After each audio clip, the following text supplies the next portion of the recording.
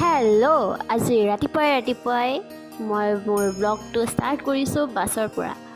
মানে আজি মই যাবলৈ লৈছোঁ কামাখ্যা টেম্পল। চ' বলকচোন আপোনালোকক অকণমান যি পাৰোঁ কামাখ্যা টেম্পলৰ টুৰ এটাকে দি দিওঁ। যোনে যোনে জানে আমাৰ সকলো অসমবাসীয়ে যে কামাখ্যা দেৱী মাৰ মন্দিৰটো ক'ত স্থাপিত আছে আৰু দেখিবলৈ কিমান ধুনীয়া, আৰু যিবোৰে নাজানে সেইবোৰে এই ভিডিঅ'টো চাই আমেজ ল'ব পাৰে আৰু সেৱা এভাগ ল'ব পাৰে। গতিকে বলকচোন, এয়া আমি বাছৰ পৰা গৈ আছোঁ। অলপ আপাৰত হয়, পাহাৰৰ পিনে হয়। চ' ভিউজটো চাওকচোন কিমানেই ধুনীয়া, সকলো ছাইডে সেউজেৰে ভৰা, কেৱল সেউজ আৰু সতেজেৰে ভৰা, নহয়নে বাৰু? ৰ'দটো পিছে 40 ডিগ্ৰী চেলচিয়াছ, কিন্তু বিশ্বাস কৰক অলপো যেন গৰম লগা নাই। কাৰণ দেৱী কামাখ্যা দুৱাৰত জানো কেতিয়াবা গৰম লাগিব পাৰে? গতিকে চাওকচোন কিমানেই ধুনীয়া ভিউ হয়।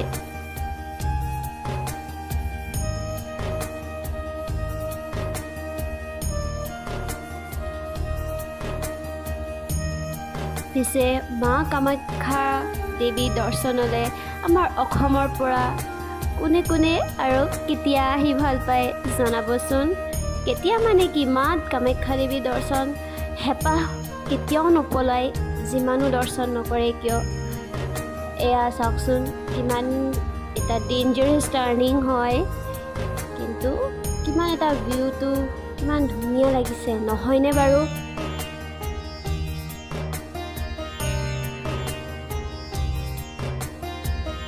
এয়া আমি বাছৰ পৰা আহি পালোঁ মা কামাখ্যা দেৱীৰ স্থান। এয়া চাওকচোন বহুত ৰ'দ দিছে, কিন্তু মানুহ সমানেই আছে, মানুহো আছে সমানে। এয়া দোকান পোহৰ আছে, আপোনালোকে যি লাগে তাকে কিনিব পাৰে। আপোনালোকে ইয়াতে মণি, শাৰী, ফল, ফ্ৰুট, প্ৰসাদ, আপোনাক যি লাগে তাকে আপুনি কিনিব পাৰে। ইমান ৰ'দ তথাপি বিশ্বাস কৰক মা দেৱীৰ দুৱাৰত একদম যেন সতেজেৰে ভৰি গৈছে, আৰু কিমান ঠাণ্ডা বিশ্বাস কৰক, বহুত ঠাণ্ডা। এয়া চাওক বিভিন্ন ধৰণৰ ষ্ট'ৰ পাই যাব আপোনালোকে, মা তাৰাণী চুন্নী পৰা, শংখৰ পৰা, মানে ইত্যাদি আৰু যি কিনিব বিচাৰে আপোনালোকে কিনিব পাৰে ইয়াৰ পৰা।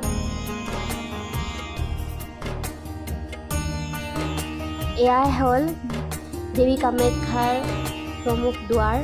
সিফালেদি সোমাই যাব লাগে, বলক আমিও সোমাই যাওঁ। এয়া আহি পালোঁ আমি ভিতৰ।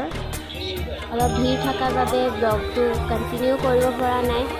গৰম হ'লেও কিন্তু সমানেই ভিৰ আছে। কিমান যে হেঁপাহ মা দেৱী কামাখ্যাৰ দৰ্শন এবাৰ কৰিবলৈ, নহয়নে জানো?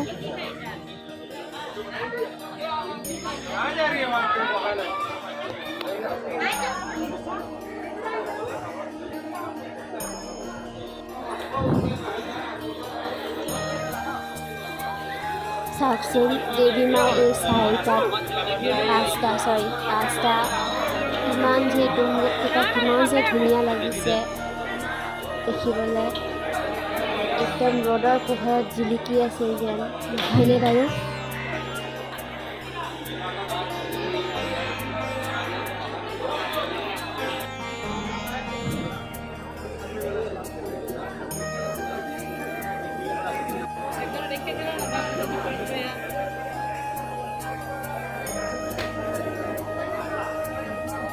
এই প্ৰকাণ্ড গছডালে যে মানুহক কিমান যে সকাহ দিছে, কিমান ধুনীয়া ছাঁ আৰু বতাহ দিছে।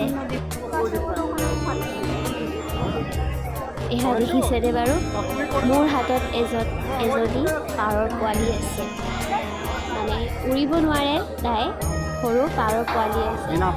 মই ভাবিছোঁ গৈ পেলাই তাতে ধুনীয়াকৈ মই এৰি দিম। এয়া চাওকচোন, মোৰ হাতত দেখিবই পাৰিছে এজনী বগা মৰম লগা এজনী পাৰৰ পোৱালি।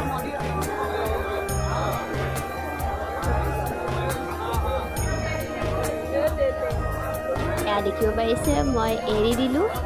কিমান যে সুখ পাইছে নহয়নে বাৰু। তাই চাগে ভাবিছিলে যে ঘৰলৈ লৈয়ে যাব এগৰাকীয়ে। নিনিও আই নিনিও, কেলেনো নিম।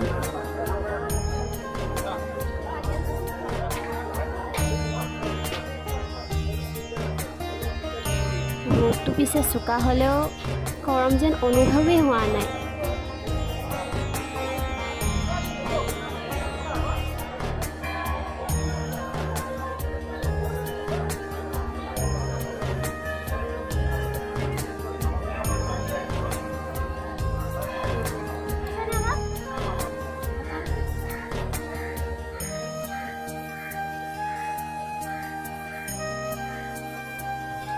চাওকচোন এই স্ক্ৰিপ্টৰবোৰ ইমানেই ধুনীয়া, কেৱল শিলেৰে বনোৱা, শিলবোৰ কাটি কাটি বনোৱা, কিমান যে ধুনীয়া দেখিবলৈ আৰু কিমান যে পুৰণি, যুগ যুগ জীয়াই থাকিব নহয়নে।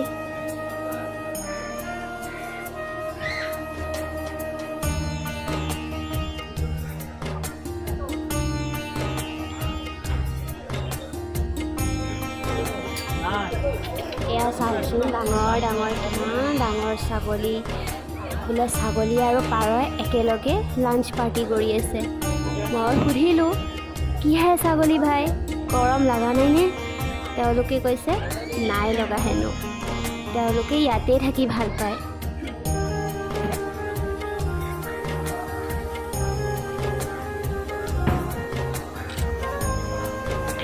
এয়া চাওকচোন কিমান যে প্ৰকাণ্ড লাইন।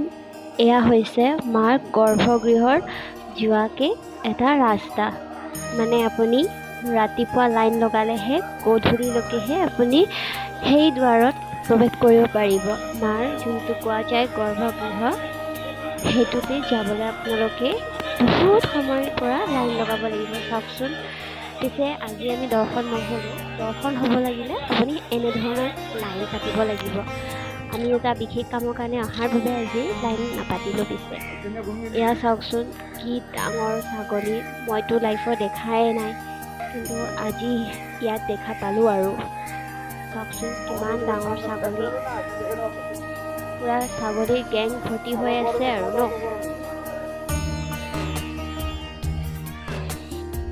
এইটো এটা ছাগলী, কেমেৰাত দেখিবলৈ সৰু কিন্তু বাস্তৱত বহুতে ডাঙৰ।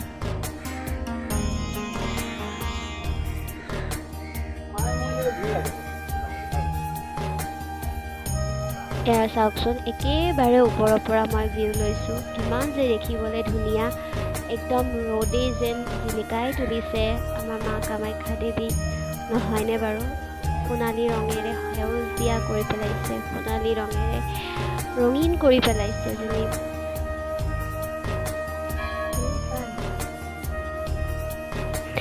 অৱশেষত যাব ওলাওঁতে চাওকচোন কিমান যে ডাঙৰ গৰু, যেনিবা 2-3 মহীয়া হাতীৰহে পোৱালি। মইতো লাইফত দেখা নাছিলোঁ বাৰু। আজিলৈ মানে বাই।